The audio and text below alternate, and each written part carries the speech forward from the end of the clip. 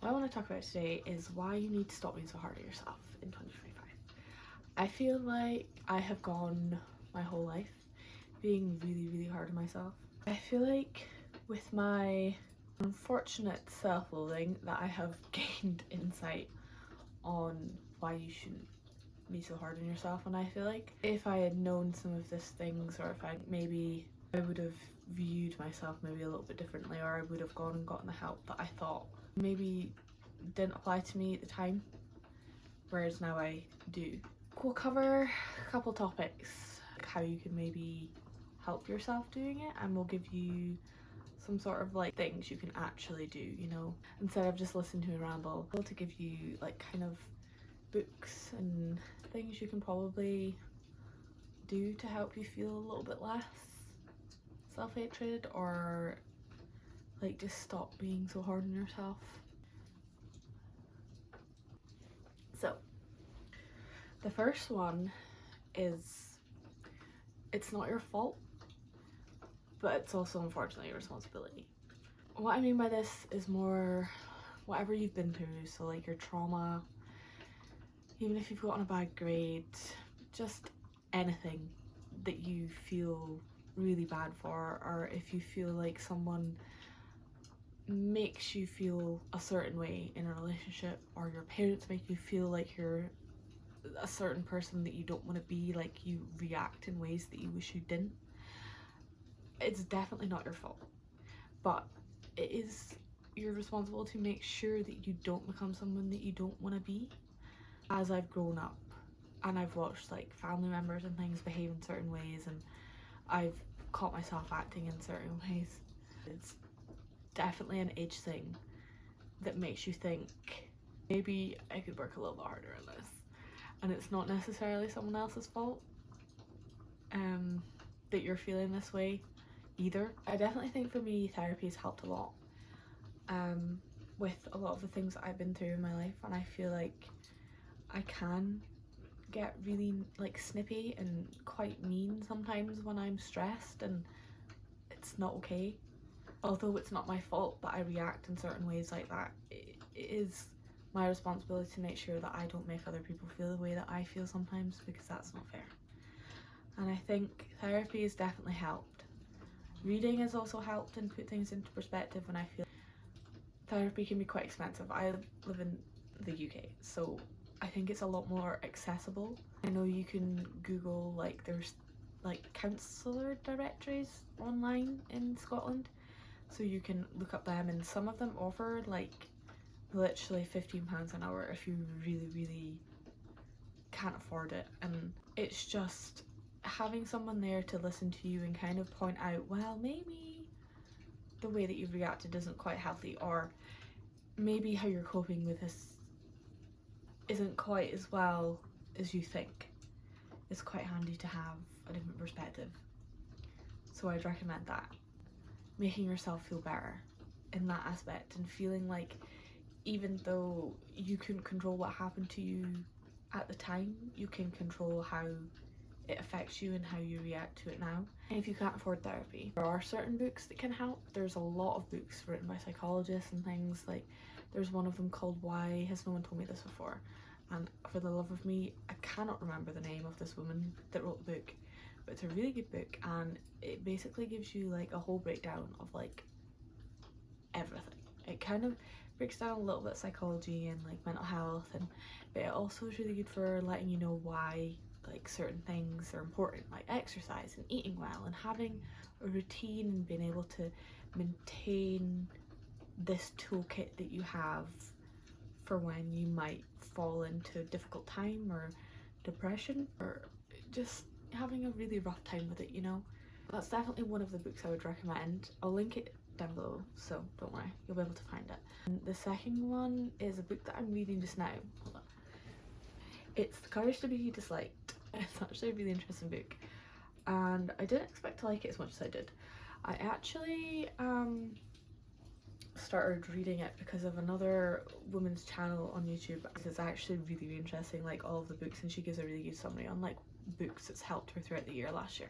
So anyway, that's another one, and it gives you like a total different perspective of why you might act in a certain way in related to like how your parents treated you, or how you were treated at school, or how your friends treated you. And I just think it's really interesting to have more than one point of view. And it goes through like this philosopher and this student, and he, like, the student is questioning like all of this philosopher's like kind of theories, and he delves into like Alderian psychology. Gosh, I can't remember what it's called properly, but something like that. It dives into like different psychologies and stuff, and it's really interesting. I didn't expect to like it as much as I did actually, but it's actually benefited me quite a lot, and it has kind of made me question, oh, why do I care so much, or why did I make that such a big deal, and really I should have just done it because I wanted to do it rather than wanting to do it because someone else would be grateful for it, kind of thing, you know? The final book is, I think it's Hurt, Healing, Healed, and it's like a pink book. It is very frilly, it's very girly, but it's great, and it gives you so many journaling prompts, and it really helps you dive deeper into like your trauma basically, or like just something like the way you view yourself. It helps you kind of break away from like your limited expectations and how you perceive yourself and other people. And I just think it's really good, and it's intense though, I will say. I haven't been able to finish it because it's quite a lot, but if you can't afford a therapist, these are 3 books that I would absolutely recommend. They're quite cheap if you get it on Amazon. I got the Courage to Be Disliked for like £4, and I think I got Hurt, Healing, Healed for like a £5. And the other one, why has no one told me this before, is usually on sale. I think it's quite cheap now, so make sure you keep out for Amazon Book Deal because there's always book sales on Amazon, and that's where I always get my books because they're super cheap and it's really convenient, you know. The main point of this is, even though you've been hurt and people have done probably pretty shitty things to you, it's not your fault, but also don't let it take over your life. And you need to kind of take responsibility for, yeah, it's affected you, but you can't let it continue on because it's not fair on anyone else, and it's also really not fair to yourself to let it still affect you. And what's the joy in that, you know? The next one is let yourself have the break. I have always really struggled with my mental health, more so now that I work full time. It's a lot, I find, like really a lot. I struggle quite badly from depression, anxiety. There are some days where I can push past it and I can just get up and I end up feeling great for going to work, and that's fine. But then there's other days where I go into work and I'm like, oh wow, this is a lot. Like, it's really loud, and I'm just like, this is overstimulating, and people are annoying me, and I get really snippy, and I'm just like, oh god. And I sometimes have to run to the bathroom like probably every 40 minutes to like prevent myself from having a panic attack. And I think when you're like that, forcing yourself to be at work while you're like that, just take a couple days off. Like, I will say, whenever I am off, I am riddled with guilt. I hate it. Like, I hate it. Which is so ironic because I'm making this video and I'm telling you not to be so hard on yourself, but I'm actually really hard on myself. And I think that's what makes me quite good for making this video, because I'm clearly very really very inept at making it hard for myself. I just think if you suffer from anything, even if you don't have a mental health condition, you're just having a really tough time and you need a couple days, just take it. Like, your work will survive without you for a couple of days, and your well-being kind of means more than the business's well-being at the end of the day. I'm not saying take a day off every week just because you can. I think really, if you are struggling and you do genuinely need that day or two, just don't beat yourself up about it. People will understand, and your employer is actually there to help you, you know? Like, yeah, they're paying you, but if you're really struggling, they need to be able to accommodate you too.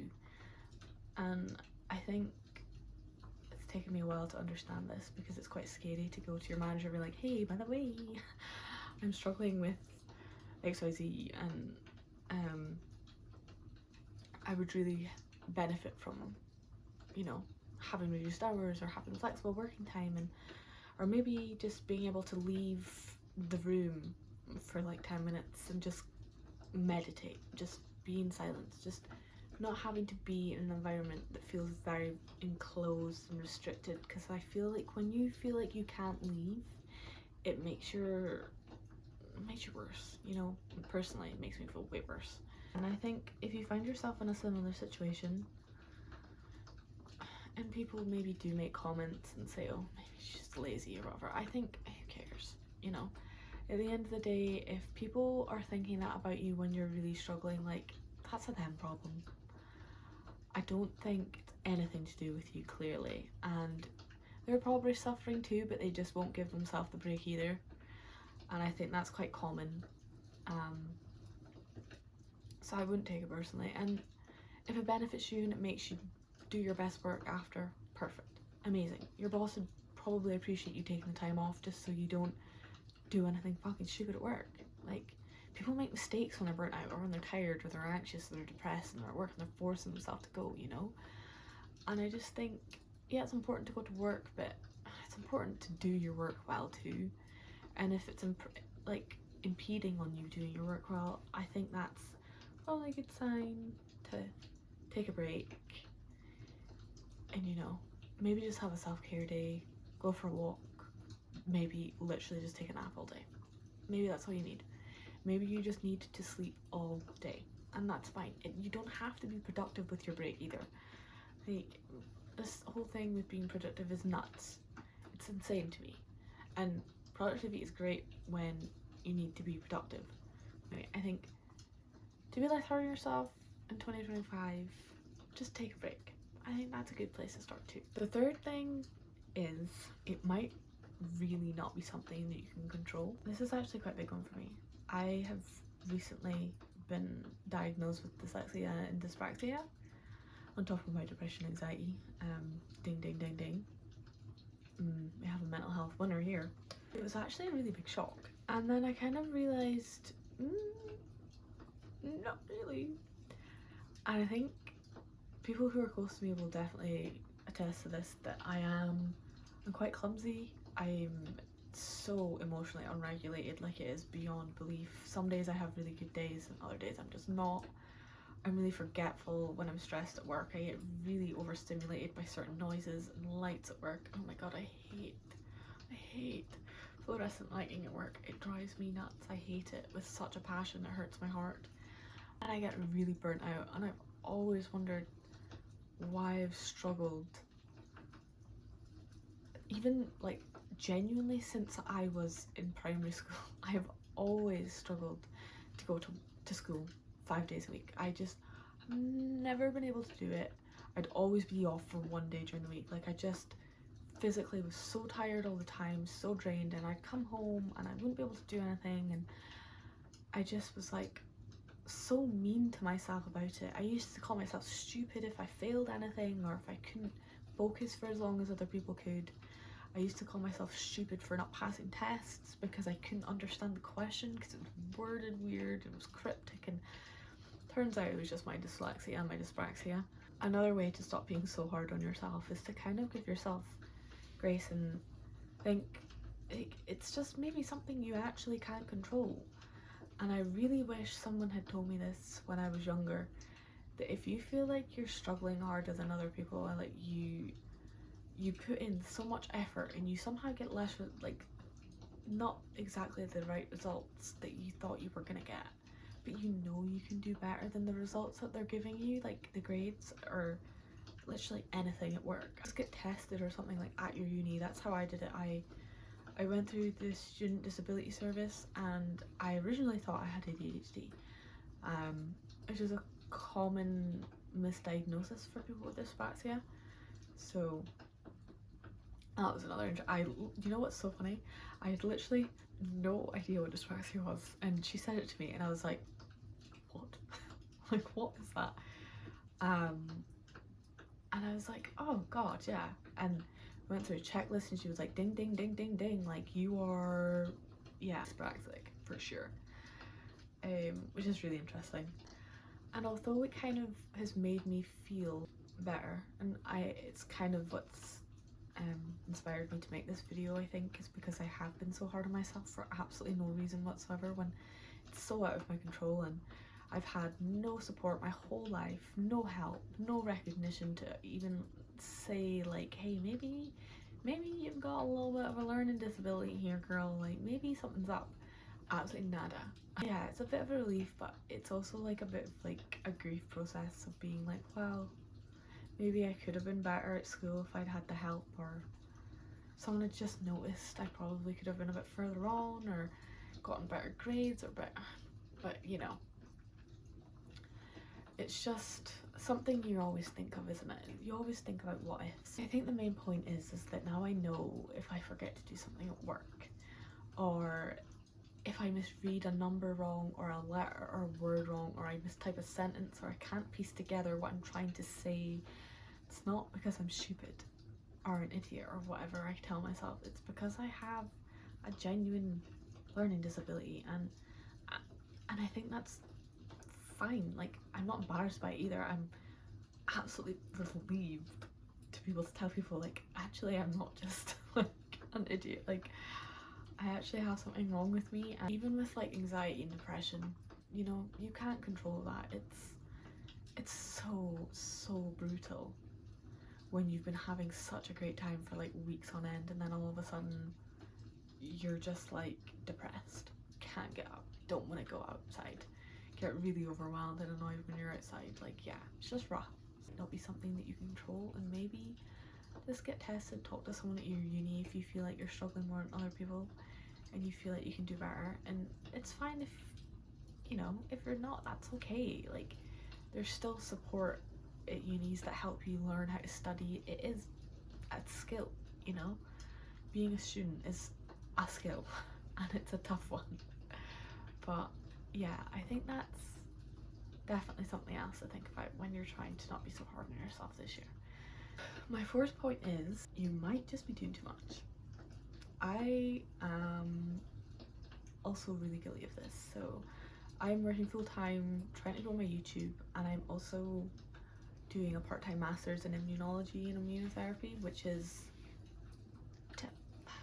a lot more tough than I expected it to be, if I'm perfectly honest. And I will be the first one to say I'm doing too much. And after learning about my diagnosis, I think it would be appropriate for me to probably cut down to 4 days a week at work to be able to balance these things. So that is what I'm going to do. However, I do understand that it's not possible for everyone else. But I do think speak to your work, speak to your uni, people will understand, speak to your school, and speak to people who can probably help you and let them know what's going on. Don't be embarrassed. Don't feel like because everyone else on the YouTube or what on YouTube is like doing like a million things at once that you need to do it too. I don't think that's true, but I do understand that the world we live in at the moment is really quite tough financially, you know. It's really competitive. There's a lot of us doing the same thing, and we're all striving for freedom and financial security, and just we all want the same things, and I think it's possible. But I also just think that you can still achieve what you want, but also not burning yourself out and pushing yourself to the point that you don't want to do any of it anymore, and you just kind of kick in the tin and you're just like, I'm tired, I don't want to do this. And it's so easy to do that when you force yourself to do it for so long, because you lose inspiration and you lose the passion for it, and you don't want to do that. If you feel like you're doing too much, just revert back to the last point. Just take a break, you know.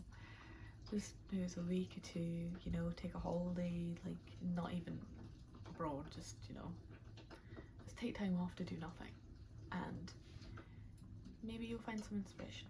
So my fifth point is, if you're not at the same stage as other people, that's okay. So I'm 28 now, and I'm seeing all these YouTubers that are young and they're really successful and they're buying these homes and, you know, like this nice bags, and I found myself today watching someone. I was jealous and resentful, and I was so annoyed watching her, and I was like, what? Like, it's so silly. Like, we're completely different people. We were never in the same circumstances, with different cities, different times, different lives, you know, like everything is completely different. And then I further realized that I was just like, that's not even what I would want if I had that kind of financial security anyway. So why am I getting myself, like, beating myself up, being like, I should be here, I should be there, I should be able to do that, I should be wanting blah blah blah blah blah blah blah blah. I don't even want that.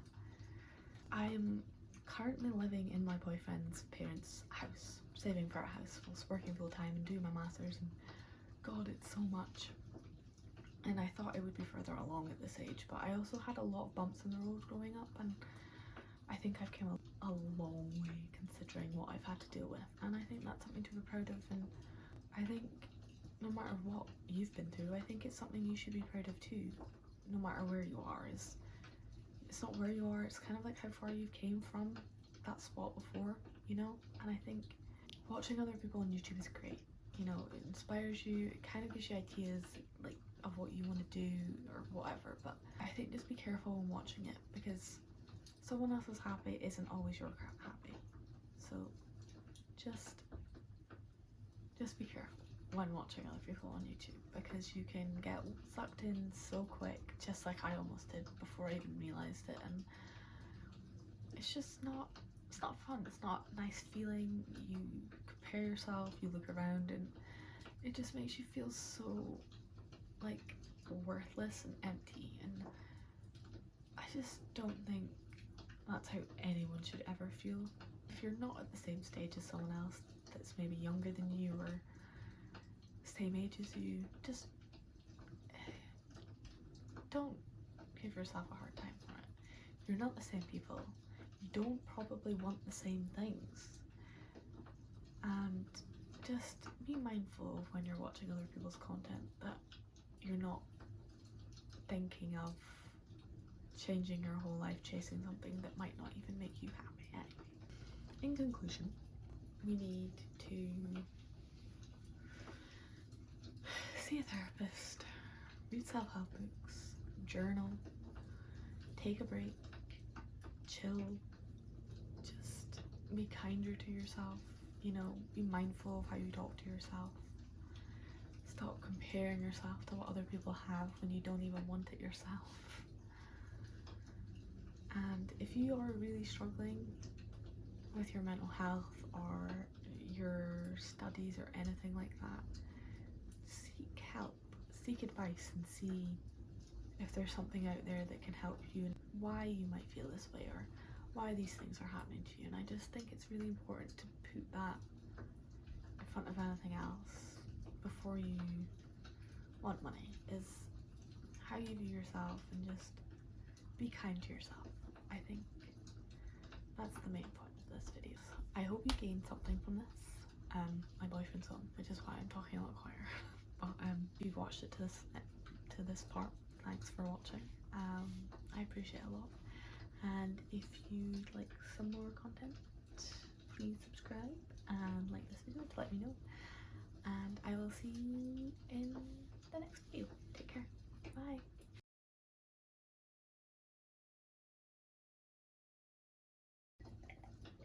Oh Lord, my throat. Oh, this video is gonna be so long.